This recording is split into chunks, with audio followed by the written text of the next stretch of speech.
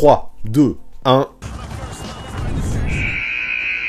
Salut à tous, comment allez-vous? Pour tous ceux qui n'étaient pas là lors de la vidéo de samedi sur Matisse Table, je le répète, bonne année, meilleurs vœux et plein de bonnes choses pour vous. J'espère que vous avez bien fêté ça, moi c'est le cas, mais je suis vite revenu aux affaires avant de partir en vacances très bientôt. Voilà pourquoi lundi soir, je suis revenu aux affaires en faisant un live que j'ai trouvé super intéressant sur Twitch. Et ce mercredi, comme tous les mercredis, ça part en mode best-of, en mode Crystal Ball.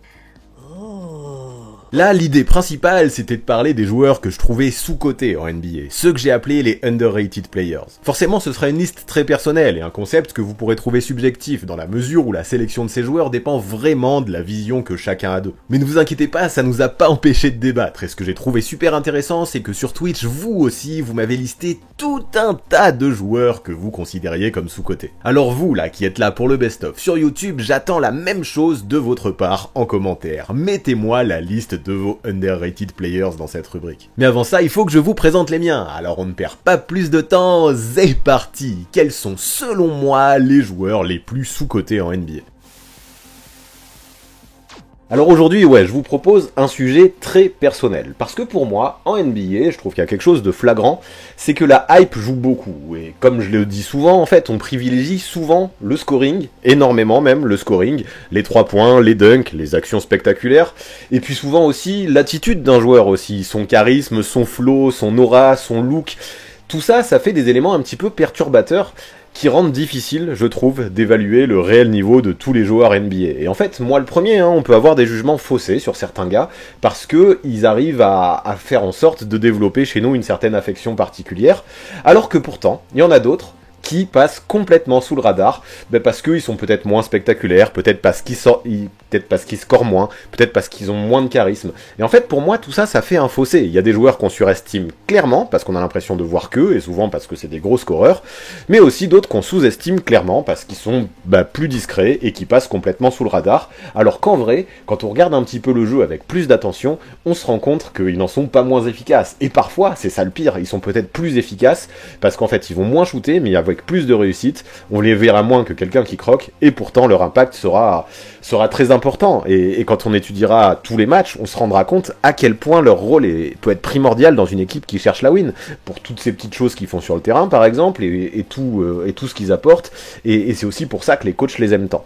Donc voilà, aujourd'hui, moi, tous ces joueurs-là, j'ai voulu un petit peu leur rendre hommage, tous ces underrated players, comme je les appelle, et ici, même si franchement j'aurais pu en choisir 20, voire 30, j'ai décidé d'en choisir 6. Donc ceux qui, à mes yeux, et je répète bien à mes yeux parce que c'est important, sont les joueurs les plus sous-estimés de NBA. Donc j'aurais pu en mettre plein d'autres à leur place. Comme je disais, ma liste, elle était très longue, et j'ai décidé de trancher avec des critères qui sont personnels, qui sont subjectifs, et qui ne feront pas l'unanimité, c'est sûr, parce que ça dépend beaucoup trop de la vision qu'on a d'eux, et de l'impression, de la vision que les médias ont d'eux, ou que les autres supporters ont d'eux.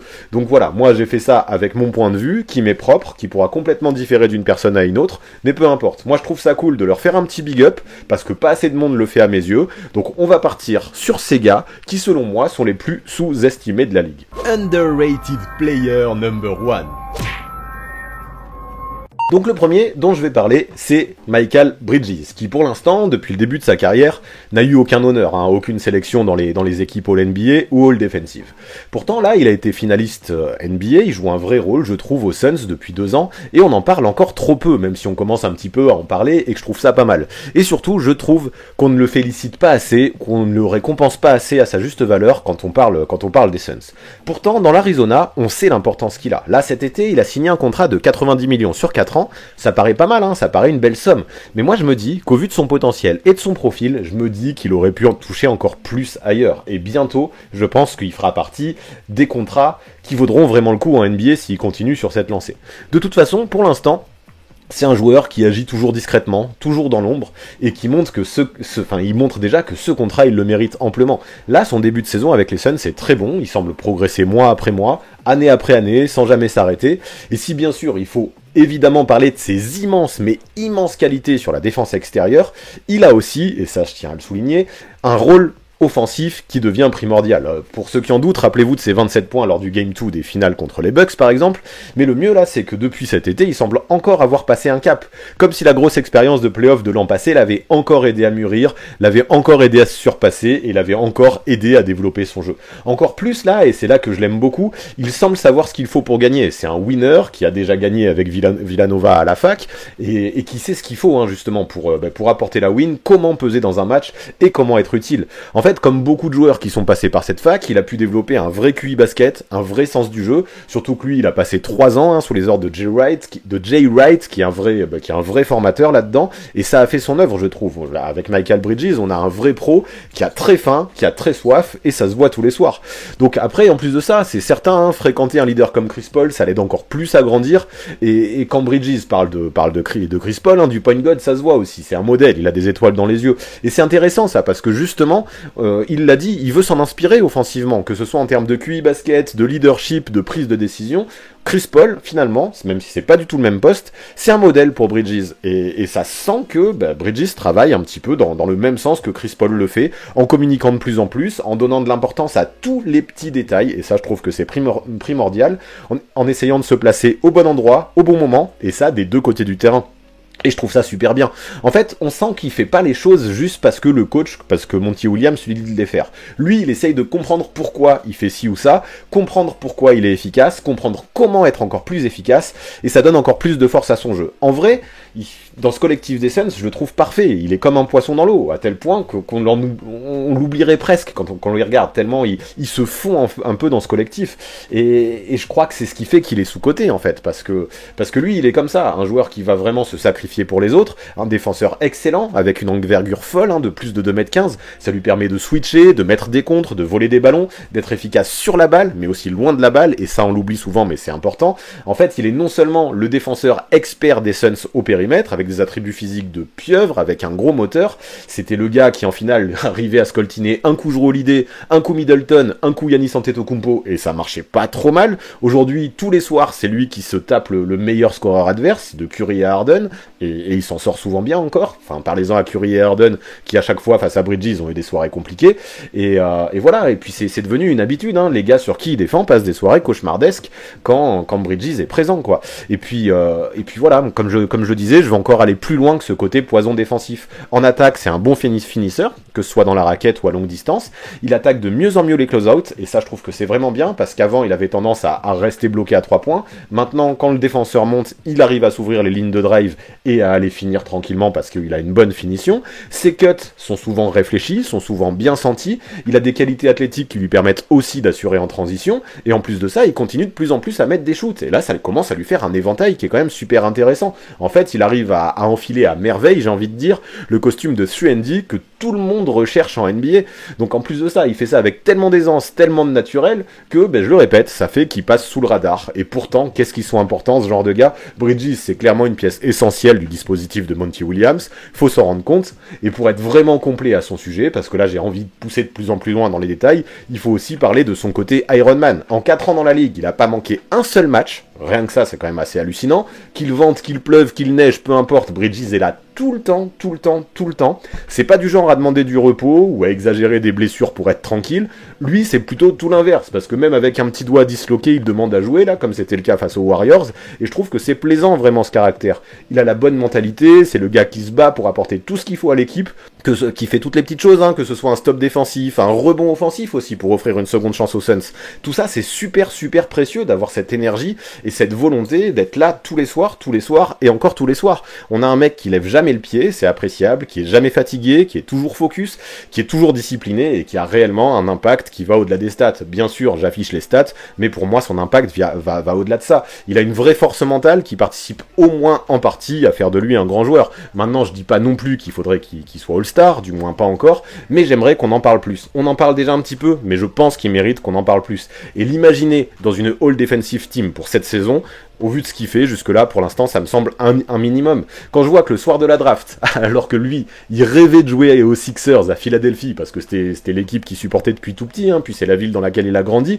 En plus de ça, il avait sa mère qui était une employée des Sixers. Et ben les Sixers l'ont drafté, mais ils l'ont directement échangé comme Zaire Smith. Je me dis qu'ils doivent s'en mordre les doigts désormais à Philadelphie et qu'ils doivent mal dormir, parce que Zaire Smith, ça y est, il est plus dans la ligue, et Michael Bridges, il est en train de se développer comme le joueur que je viens de décrire. En fait, j'ai l'impression que être underrated, c'est un petit peu toute l'histoire de la vie de Bridges, on n'a jamais suffisamment cru en lui, et pourtant, ce que je retiendrai le plus, c'est que là, il a 25 ans, il continue à progresser, tout ça parce que c'est un étudiant du jeu, dont la fin n'a vraiment pas de limite, avec cet esprit de revanche en plus qui le pousse très loin, donc j'espère vraiment qu'on lui donnera vite tout le respect qu'il mérite, parce que son impact est vraiment huge, et dans une équipe avec tant d'ambition que les Suns, pour moi, ça mérite d'être encore plus mis en valeur. Donc bravo pour Michael Bridges, parlons-en de ce gars-là. Underrated player number 2.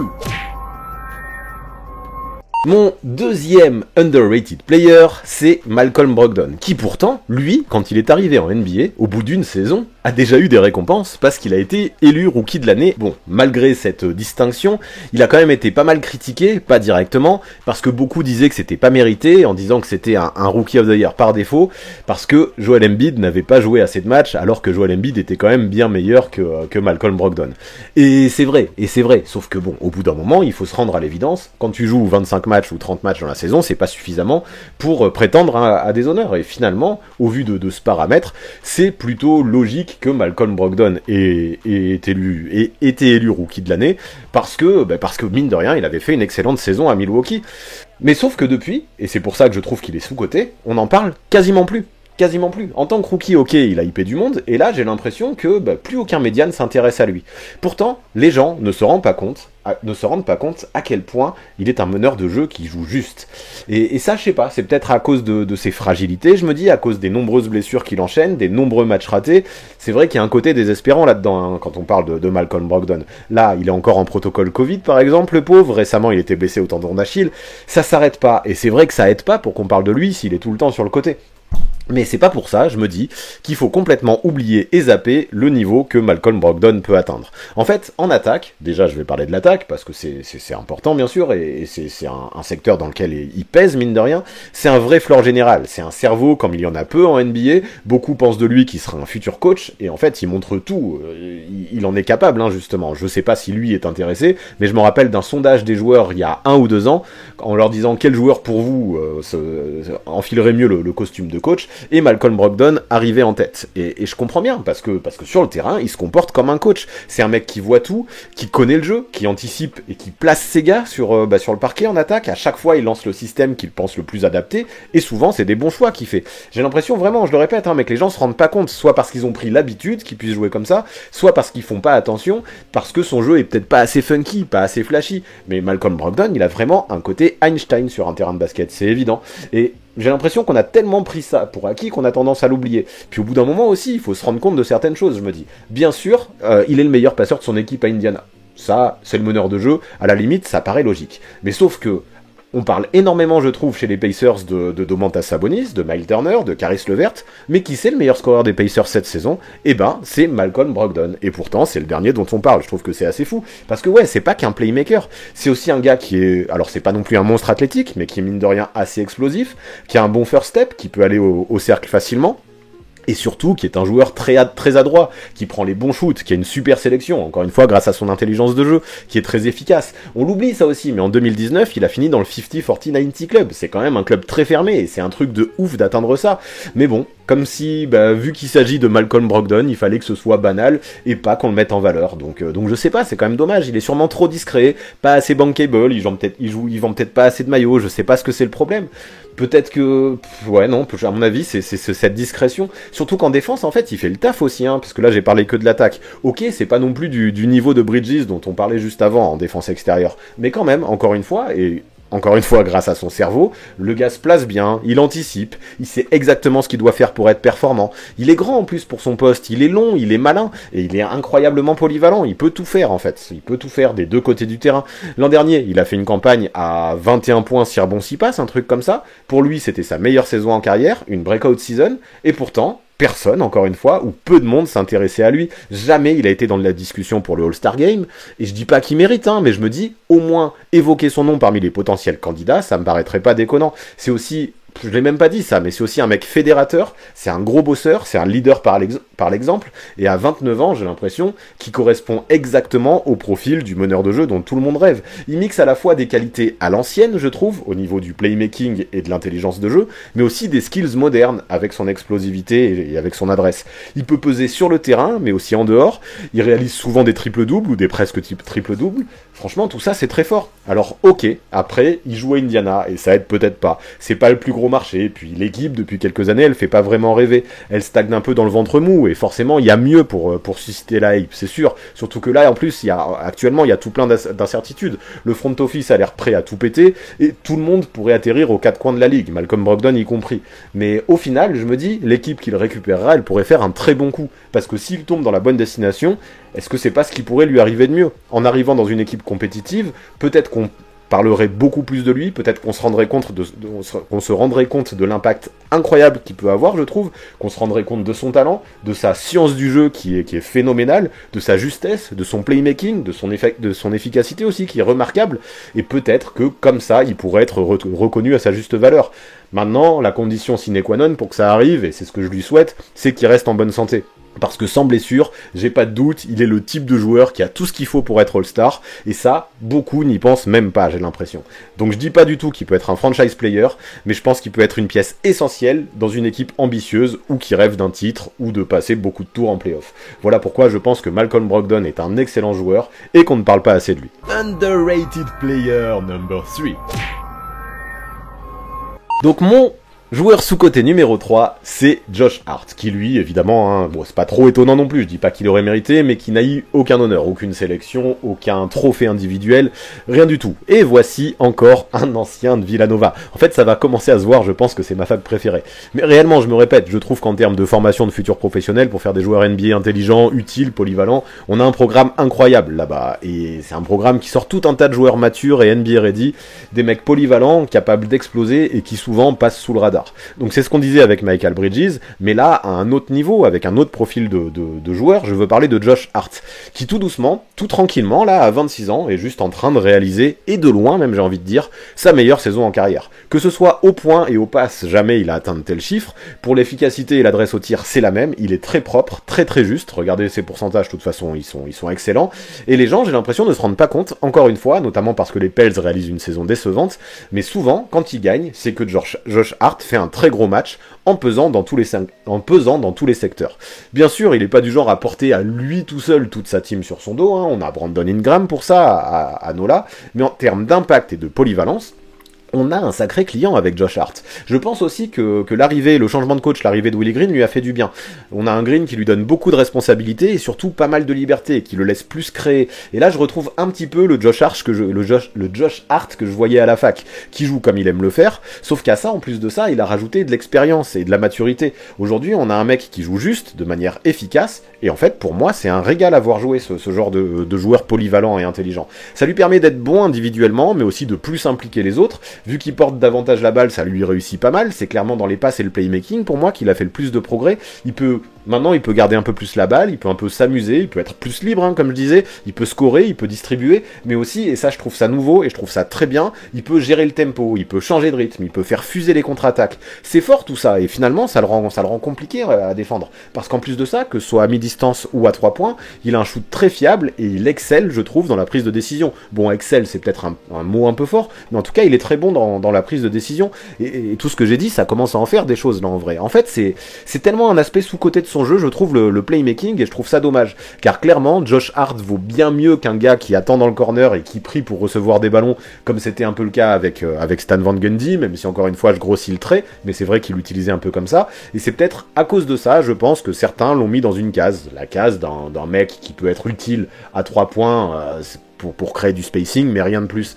Alors que pourtant, c'est bien plus que ça, hein, Josh Hart. C'est du haut niveau, et le fait qu'il fasse tout ça aux Pels, je le répète, mais ça l'aide pas beaucoup. Ça fait de lui, en tout cas, à mes yeux, l'un des 6 joueurs les plus sous-cotés de la NBA. J'ai l'impression qu'avec son envie, il peut être vraiment le cœur d'une équipe, celui qui lui donnera son identité, qui ne rechignera jamais à l'idée de faire le dirty work, un vrai hustler, qui va gagner beaucoup de possessions en 50-50, là, ces possessions qui peuvent être à 50% pour une équipe, à 50% pour l'autre. Avec un Josh Hart, il va en récupérer beaucoup, qui pourra être vocal et qui pourra peser dans tout plein de secteurs, qui pourra noircir beaucoup de colonnes, cocher beaucoup de cases. Enfin, moi je trouve ça tellement utile, ce type de joueur, hein, vous l'avez compris, c'est ces profils comme ça que je mets en valeur ce soir, et sa personnalité je la trouve tellement parfaite pour répondre à ce profil. Vraiment, je vais finir là-dessus, mais je trouve bien dommage qu'il soit pas plus mis en lumière, parce que perso, cette saison notamment, je prends énormément de plaisir à le voir jouer à la Nouvelle-Orléans. Underrated player number 4. Mon quatrième underrated player, c'est Jrue Holiday, qui pourtant lui a déjà été une fois All-Star et 3 fois All-Defensive en 2018, 2019 et 2021. Donc c'est vrai que comparé à d'autres joueurs qu'on a cités jusque-là, il a eu quelques honneurs. Il est régulièrement maintenant dans les All-Defensive Teams, comme on a dit, encore heureux d'ailleurs, j'ai envie de dire, parce que clairement, hein, il fait partie de l'élite des défenseurs extérieurs de moins de 2 mètres, parce que ça je l'ai dit un petit peu dans la vidéo récente sur Matisse Thybulle, et c'est vrai que lui aussi a été All-Star. Ça fait beaucoup de distinctions comme un joueur que je considère comme sous-coté. Mais mine de rien, sa sélection All-Star, ça date. En fait, c'était quand il jouait aux Sixers en 2013, il y a 8 ans. J'ai l'impression que c'était à la préhistoire tout ça. Et quand je vois le joueur que Jrue Holiday est devenu depuis, je me dis que c'est un scandale qu'il ait pas pu regoûter ne serait-ce qu'une seule fois au match des étoiles. Le mec en fait est tellement bon, il apporte tellement par son jeu, par sa personnalité qui est exemplaire ça aussi. Et vous pensez que c'est un hasard vous si son arrivée à Milwaukee a permis directement aux Bucks d'aller droit vers un titre qui chassait depuis des années? Moi non, son apport est beaucoup trop important, et même si c'est pas la superstar de l'équipe, c'est évident, il est le joueur qui a servi à transformer cette team. En fait, il est tellement propre comme gars, c'est ça le plus dingue. Quand on le voit jouer, le basket a l'air méga facile. Sur un terrain, il est capable de tout faire, des deux côtés du parquet en plus. Et on parle énormément de sa défense, ça je l'entends, moi aussi, c'est la première chose que j'ai évoquée. Mais le reste est tellement sous-coté, que ce soit dans la playmaking, la création pour lui ou pour les autres, le shoot, le jeu sans la balle, le scoring, la défense collective, la défense sur l'homme.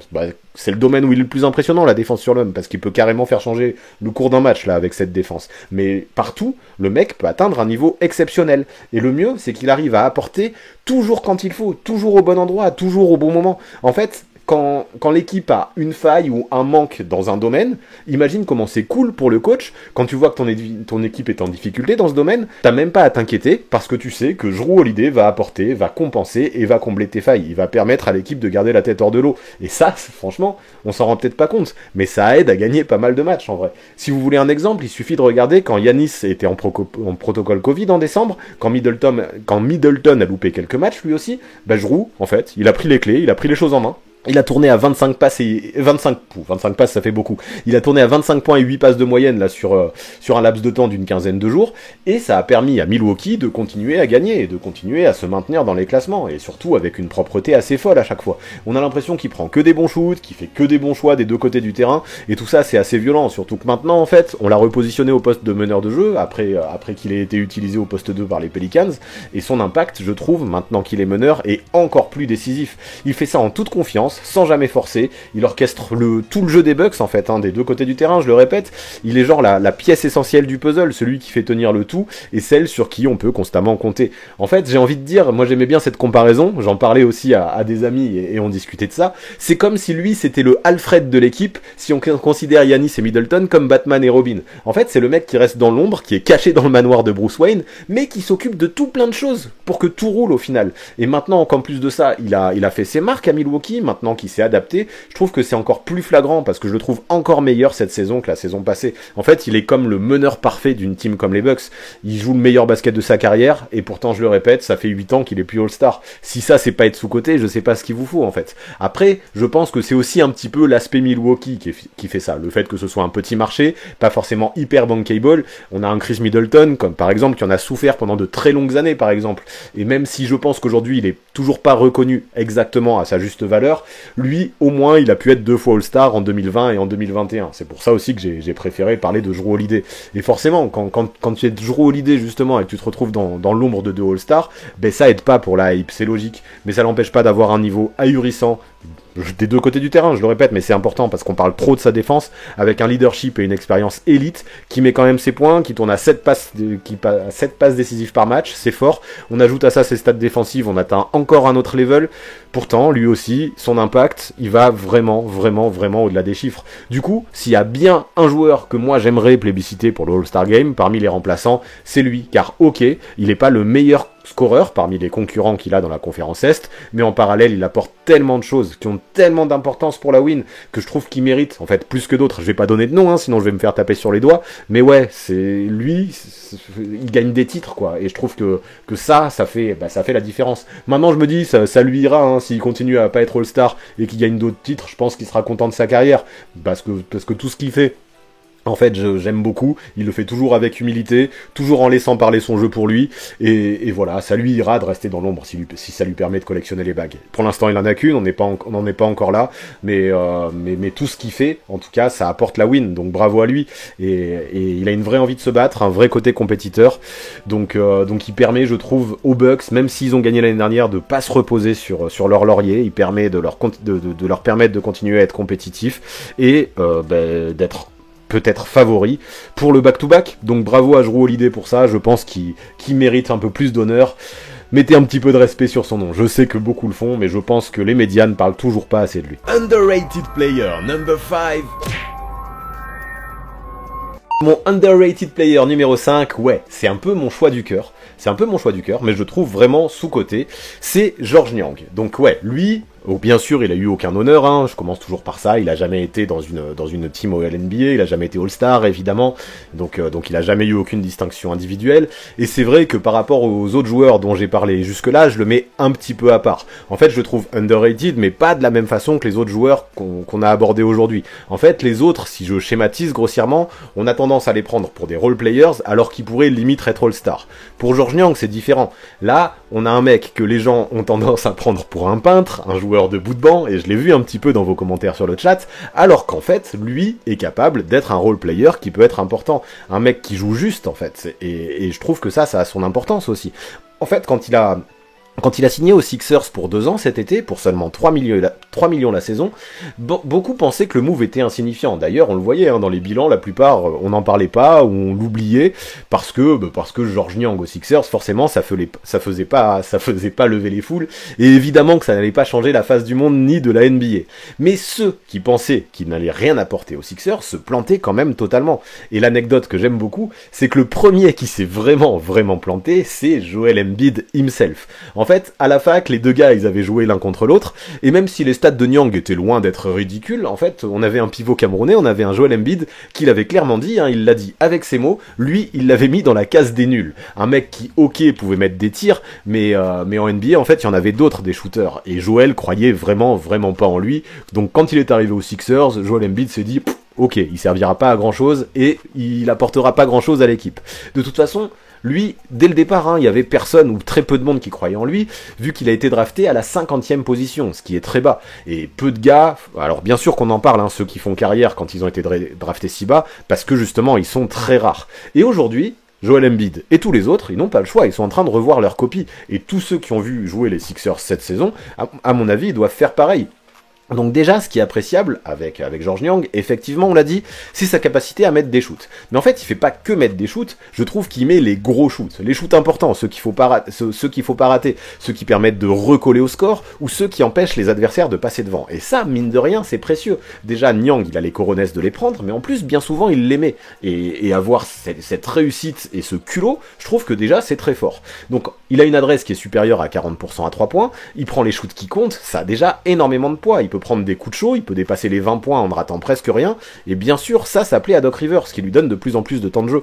Mais en fait, là, pour moi, où il est le plus impressionnant, c'est sur son état d'esprit. En fait, il suffit de le regarder jouer pour voir à quel point c'est un compétiteur, mais en plus de ça, qu'il joue avec le sourire. Il serre les poings, il donne tout pour gagner, il s'amuse sur un terrain, et je trouve ça cool, en fait. Je trouve ça cool, ce qu'il apporte. Et là où Joel Embiid est resté scotché, cette saison, c'est sur le niveau défensif qu'il pouvait avoir, parce que ça, il s'en était jamais aperçu. C'est un mec qui se donne tout le temps à fond, qui apporte énormément d'énergie, qui a une qui a une attitude exemplaire pour tous les autres, et quand il est sur le terrain, ça se voit. On a un collectif des Sixers qui est boosté, et ça, on le voit vite en attaque aussi. C'est un joueur, en plus de ça, il a un profil particulier, et je pense que c'est aussi pour ça que je l'aime bien, et aussi pour ça que les gens pensent qu'il est nul, parce qu'il est lent. Il est lent, et c'est vrai, au premier coup d'œil, il a pas l'air bon comparé à toutes ces mobilettes là qu'il y a en NBA. Pourtant, en fait, il arrive à utiliser ce côté lent, cette faible vitesse à son avantage. En fait, il prend son temps, il pose bien ses appuis, il joue de façon réfléchie, un peu comme un grand-père, il fait des feintes efficaces, mais ça lui permet de lire les défenses, et sur un coup de rein, une toute petite accélération, il fait la différence, et j'apprécie particulièrement. En fait, apparemment, il aurait développé, j'ai lu ça récemment et j'ai trouvé ça intéressant, il aurait développé ses qualités au hockey sur glace, parce que c'était son sport de prédilection à la base, mais en raison d'une blessure au dos, en fait, il a appris à développer la finesse plus que la puissance. Sauf que le problème, c'est que cette blessure, ça lui a rendu la pratique du hockey impossible parce qu'elle devenait trop dangereuse. Alors Niang, il jouait déjà au basket, mais il s'est concentré encore plus sur le basket après cette blessure. Et tout ça, tout ce que je viens d'évoquer, ça lui donne un vrai côté couteau suisse. C'est un joueur qui joue avec son cerveau, qui peut dépanner partout, et je pense que vous l'avez compris depuis le début de ce live, je les aime ces gars-là. Et ce que je trouve hypant encore plus, parce que j'ai encore envie d'aller plus loin, c'est que c'est un coéquipier modèle, qui a un mec marrant apparemment, qui a toujours le mot pour rire, qui a beaucoup de charisme, qui envoie des bonnes punchlines, qui possède un côté fédérateur, et qui est très très très important pour la vie du groupe, que ce soit sur le parquet ou dans le vestiaire. Dans un sport co, ce genre de caractère, ça a énormément de valeur, même si on s'en rend pas compte. En fait, on a souvent tendance à préférer les grandes gueules, les gros caractères, les grosses individualités, c'est souvent eux qui sont sous les projecteurs. Mais sans ces éléments comme Georges Niang qui arrive à souder un collectif, ça devient compliqué, je trouve, d'avoir des ambitions au niveau de l'alchimie, par exemple, si on parle de la cohésion aussi. En fait, Niang, il correspond tout à fait à ce profil. Lors des temps morts, c'est toujours lui qui y croit le plus, c'est lui qui dit qu'il y a moyen de remonter même quand l'équipe est menée, qu'il y a moyen de se serrer les coudes et de se booster. Ça, justement, ça s'est vu contre Atlanta récemment, c'est lui qui a reboosté sa team en disant qu'il fallait s'accrocher, et souvent ça fonctionne en fait. Avec sa confiance, il arrive à énergiser toute l'équipe, et le boost de motivation qu'il peut apporter est primordial de tout ce que j'ai lu dans la vie de groupe des Sixers en fait. Donc tout le monde à Philadelphie témoigne de ça, et en fait à Utah apparemment c'est Joe Ingles qui l'avait pris sous son aile quand il était jeune, et ça se sent, je trouve que d'un certain côté ils dégagent la même aura, et puis même dans le jeu avec leur côté follant un peu tous les deux, ils ont pas mal de similitudes, ils ont ce sourire, ces punchlines, ce côté hustler, c'est important quoi tout ça. Et donc ouais, même à l'entraînement, ils sont tous les deux très chambreurs, et je pense que tout ça il l'a puisé chez Joe Ingles. Donc là maintenant on a un Georges Niang qui est un peu plus vieux, un peu plus expérimenté, qui prend beaucoup de plaisir à conseiller les petits jeunes en leur montrant des petits tips qui leur permettront de réussir. On a un Paul Reed par exemple qui a dit qu'il avait beaucoup appris de Georges Niang, notamment sur sa façon de se positionner au rebond offensif, et je trouve que ça c'est vraiment lourd, même si ça se voit pas directement sur le terrain. Pourtant souvent j'entends encore dire que Georges Niang c'est pas plus qu'un cireur de banc, un mec qui a potentiellement pas sa place en NBA, qui est juste là au cas où pour compenser les blessures et remplir le rôle du 12e homme. Et bien avec ces gens-là je vais être cash. Concernant Niang, ils n'ont rien compris. Le mec actuellement réalise sa meilleure saison en carrière, en tant que role player il devient un exemple, que ce soit par ce qu'il apporte sur le parquet ou par son attitude, et tant que tout le monde ne se rendra pas compte de ça, je le placerai et je parlerai de lui dans les joueurs underrated. Je suis persuadé qu'en le signant de façon si discrète presque sans concurrence, les Sixers ont fait un super coup cet été. Bien sûr ce sera jamais peut-être un titulaire, ce sera jamais une superstar, encore moins, mais le mec possède bien trop d'outils pour être simplement considéré comme un élément de bout de banc, je pense. Underrated player number 6. Mon dernier underrated player pour aujourd'hui, encore un ancien Rookie of the Year, comme Malcolm Brogdon, sauf que lui il a été en 2015, c'est Andrew Wiggins. Mais depuis, donc ça fait 6 ans, depuis, il a plus rien gagné, plus aucune distinction. Et pire encore, en fait, il a été sujet à de nombreuses critiques. Et en fait, si on est totalement objectif, faut le dire, la plupart de ces critiques étaient bien méritées. À Minnesota, il avait une attitude qui était quand même regrettable. On avait un mec au lycée qui était annoncé comme la future star de la NBA, le prochain LeBron James limite, et quelques années après, on se demandait s'il aimait vraiment le basket, le pauvre Andrew Wiggins. Après, on peut comprendre que ça a été compliqué pour lui. Et à peine drafté par les Cavs, il se fait limite virer par le King pour faire venir Kevin Love, donc il se fait envoyer dans le Minnesota, là, aux Timberwolves. Là-bas, au début, il fait de belles choses, il fait même une saison à plus de 23 points par match, mais il garde quand même un côté timide, un peu discret. Il a pas l'attitude du franchise player, du franchise player attendu, ou du joueur qu'on espérait qu'il devienne. Alors forcément, quand il y a Jimmy Butler qui a débarqué, qui a essayé de lui mettre un coup de pied aux fesses, et que ça a eu aucun effet positif, au contraire même, on a un Wiggins qui s'est encore plus écrasé, on avait l'impression qu'il s'excusait presque d'exister, le pauvre Andrew Wiggins, et c'était légitime légitime et c'était normal, les critiques ont fusé. En même temps, au vu du contrat énorme qu'il a signé, c'est sûr qu'il y avait de quoi être frustré. Beaucoup pensaient à ce moment-là qu'il avait même pas le mental pour être un joueur pro. Partout, on pouvait lire qu'il était trop soft, que son talent ne servait à rien sans agressivité, et que limite, pour le basket, il était foutu. Alors j'exagère beaucoup, mais tout ça, je pense qu'on peut le comprendre, on peut le capter. On avait l'impression qui détestait le contact, en défense c'était un courant d'air, et en attaque il passait sa vie à prendre des jumpers compliqués. Donc plutôt que d'essayer de se faciliter la tâche en allant vers le cercle et aller encaisser quelques chocs, bah voilà, il prenait des shoots à mi-distance, des shoots à 3 points, des shoots que les analytics doivent pas vraiment aimer, et c'est quand même dommage quand on a de telles qualités athlétiques. Mais heureusement, il a eu de la chance que Karl Anthony Towns ait vraiment envie de jouer avec D'Angelo Russell, et qu'à Minnesota on ait eu envie de faire plaisir à Kat. Du coup il y a un transfert qui a été mis en place, et un Andrew Wiggins qui est arrivé à Golden State. Et là, même s'il a fallu un peu de temps, il revit. Si je dis qu'il a fallu un peu de temps, c'est que c'est vrai que pour sa première saison, il a un petit peu galéré. Il a fallu qu'il s'adapte au système assez particulier de Steve Kerr, qui est énormément basé sur les mouvements des joueurs, sur le mouvement du ballon, et forcément, vu que les Warriors n'ont pas fait les playoffs, malgré un Stephen Curry qui était en mode MVP, les critiques ont continué, parce qu'on voulait que Wiggins soit un vrai lieutenant, et il en a pas vraiment été capable, en tout cas sur sa première saison à Golden State. Donc ouais, on a encore des critiques qui ont été multipliées. Mais sauf que la vérité, aujourd'hui, beaucoup de monde reste sur cette première image. Et ils se rendent pas compte de la saison que Andrew Wiggins est en train de réaliser chez les Warriors. Quand je continue à entendre qu'il est soft, je suis pas d'accord. Je me dis que les haters ne regardent pas les matchs, sinon c'est juste pas possible. Là, je me dis presque, alors pas qu'il mérite d'être All-Star, mais je me dis qu'il mérite quand même d'être dans la discussion. En fait, ouais, l'imaginer dans la discussion parmi les joueurs étoilés, pour moi, c'est même un minimum. Après, je comprends que certains soient déçus encore, parce qu'il sera jamais la superstar annoncée, mais au bout d'un moment, je me dis qu'il faut tourner une page, faut penser à autre chose. C'est pas parce que t'es pas une superstar que tu sers à rien et qu'il faut continuer à te critiquer. Et c'est bien ce qu'on voit depuis le début de ce live, d'ailleurs. Il faut des hommes à tout faire pour réussir, des lieutenants, des gars qui défendent. Et tout ça, dans un sport co, c'est le b.a.-ba. Et en fait, Andrew Wiggins, sur cette saison chez les Warriors, il fait partie de l'élite, j'ai envie de dire, des joueurs qui présentent ce profil, des two-way players, en fait. De toute façon, dans sa team, à Golden State, il fait l'unanimité. Tout le monde est en train de push, mais de push vraiment pour qu'il aille au All-Star Game. Kerr dit, lui aussi, que c'est un des meilleurs two-way players de la ligue. Et c'est vrai, soir après soir, il met ses 18-20 points, tout en scoltinant le meilleur scoreur adverse. En l'absence de Klay Thompson, il a bien pris la suite, même s'ils ont pas du tout le même jeu. Et Curry valide évidemment tout ça. Donc, vu le bilan des Warriors, c'est ce qu'il dit, Stephen Curry, Wiggins doit être un All-Star no-brainer. Je dirais pas tout ça, je dirais pas que c'est si évident, mais je dirais quand même qu'il faut y réfléchir. Alors voilà, même si c'est toujours un petit peu exagéré, ce genre de situation, où bien sûr on a envie de pousser un coéquipier vers le All-Star Game, il y a quand même un peu de vrai, et ça montre aussi à quel point Wiggins est apprécié chez les Warriors. Mais maintenant je veux vraiment revenir à sa défense un peu, parce que je disais qu'à Minnesota c'était catastrophique.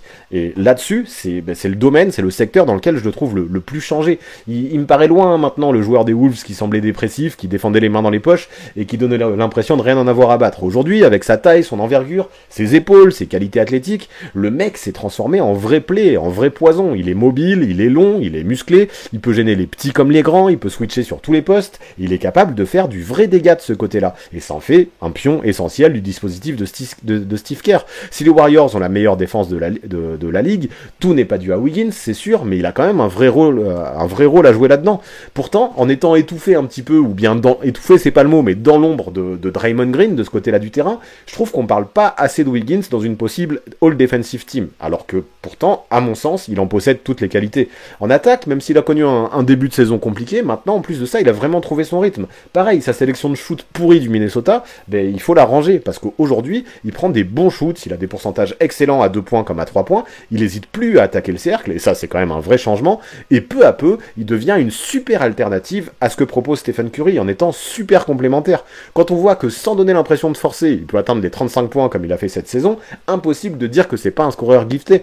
Et ce que je trouve nouveau aussi, et fort appréciable, finalement, c'est sa régularité. Avant, c'était un petit peu son péché mignon, il faisait un match avec et un match sans, et le jour où il était pas dedans, ses pourcentages, étaient complètement cauchemardesques, c'était à vomir.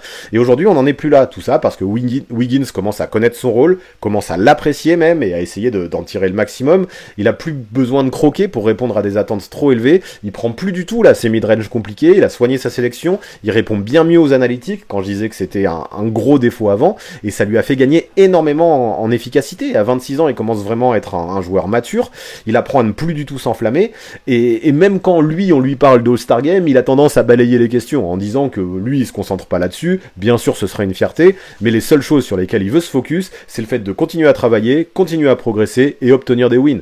Là, il fait ce que Kerr attend de lui, il le fait de façon juste et efficace, il en devient un joueur qui est excellent. On sent bien de toute façon que c'est un gars qui marche à la confiance, que quand il est au fond du seau, il est au fond du seau, mais quand on croit en lui, il va donner tout ce qu'il peut. Et aux Warriors, en fait, on l'a laissé être lui-même, je pense qu'il a trouvé ce dont il avait besoin, et aujourd'hui, il est plus là, hein, le joueur soft dont se moquait Jimmy Butler. Même Jimmy Butler, de toute façon, l'a dit qu'il revenait sur ses propos par l'intermédiaire d'André Iguodala récemment. Maintenant, le truc, c'est que si je le trouve sous-côté, c'est que beaucoup restent sur cette image. Donc ouais, je dis pas qu'il mérite absolument d'être All-Star, mais je pense qu'il est encore trop sous-côté et qu'il mérite beaucoup plus de respect.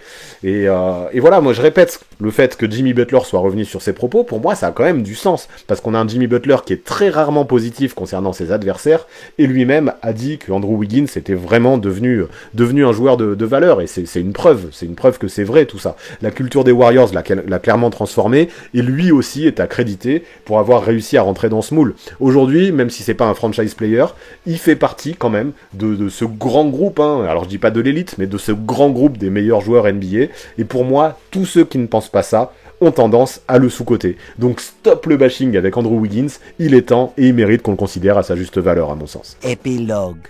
Alors, si on fait le bilan, on a parlé de 6 joueurs, mes joueurs à moi, hein, les 6 joueurs les plus sous-cotés. Je dis pas que ce sont forcément les 6 joueurs les plus sous-cotés de la ligue, en tout cas ce sont les miens, et vous m'avez tous donné des grandes listes, des listes très intéressantes de joueurs qui méritent qu'on parle d'eux. Je vais pas forcément les lister de toute façon, parce que chacun a un petit peu sa vision et son regard particulier sur ces underrated players, mais moi, comme vous l'avez compris, je privilégie, en tout cas j'ai un regard particulier, une affection particulière, sur tous ceux qui sont polyvalents, tous ceux qui jouent, je trouve, avec leur cerveau, tous ceux qui ont un vrai QI basket et qui apportent des deux côtés du terrain. L'aspect défensif, par exemple, a été très important pour la sélection de pas mal, mais aussi justement le côté malin, le côté j'arrive à jouer avec ce que la défense propose aussi en attaque, et le côté playmaking aussi. J'ai pas donné forcément énormément de valeur aux scoreurs, parce que les scoreurs, je trouve, sont régulièrement pas surcoté, mais en tout cas suffisamment mis en valeur. Donc voilà pourquoi moi j'ai fait cette sélection là, et vous me direz hein, si vous la trouvez intéressante ou pas. Quoi qu'il arrive, c'est la mienne, et moi j'aime bien aussi connaître la vôtre. En tout cas, si on fait le bilan, vous m'avez fait grâce aux différents sondages le classement entre les 6 joueurs que j'ai proposés, et donc pour vous, parmi ces 6 là, le joueur le plus sous-coté, c'est Andrew Wiggins, parce que vous étiez 92% à penser qu'il n'était pas considéré à sa juste valeur. En 2 vient Georges Niang avec 90%. En 3 vient Malcolm Brogdon avec 68%, donc on voit déjà qu'il y a un gros écart entre les deux premiers et le troisième. En 4, c'est Josh Hart avec 60%, en 5, c'est Jrue Holiday avec 57%, et en 6, c'est Michael Bridges à 54%. Au vu de ce que j'ai lu, si vous mettez Jrue Holiday et Michael Bridges à la fin, c'est que vous pensez qu'ils ont déjà été suffisamment mis en lumière l'année dernière parce qu'ils ont accédé jusqu'au final, et je peux l'entendre, pour moi ils sont pas encore reconnus à leur juste valeur, mais c'est vrai qu'on parle peut-être plus d'eux que certains autres dont on a parlé aujourd'hui. En tout cas, merci pour tout ça, et je trouve qu'on a un classement qui est finalement très cohérent. Bon alors, ça vous a plu? Est-ce que vous êtes d'accord avec cette liste? Est-ce que vous pensez que j'ai parlé de joueurs sous-cotés, ou est-ce qu'à votre avis, ils sont plutôt considérés à leur juste valeur? Ou même surcotés, on sait jamais. Mettez-moi votre avis dans les commentaires, et je le répète, faites-moi votre liste des plus underrated selon vous, ça m'intéresse à fond. Sinon, faut que je vous le répète aussi, les votes pour le All-Star Game sont enfin ouverts. Alors si vous voulez soutenir vos joueurs préférés et leur donner une chance d'être titulaires tout en soutenant la chaîne et mon statut d'ambassadeur avec NBA Europe, je vous invite vraiment à utiliser mon lien d'affiliation que vous trouverez dans la description. Franchement, c'est super important ce statut d'ambassadeur pour moi, mais aussi pour l'avenir de la chaîne, alors je compte vraiment sur vous pour soutenir via ce Smart Link. Yeah, baby!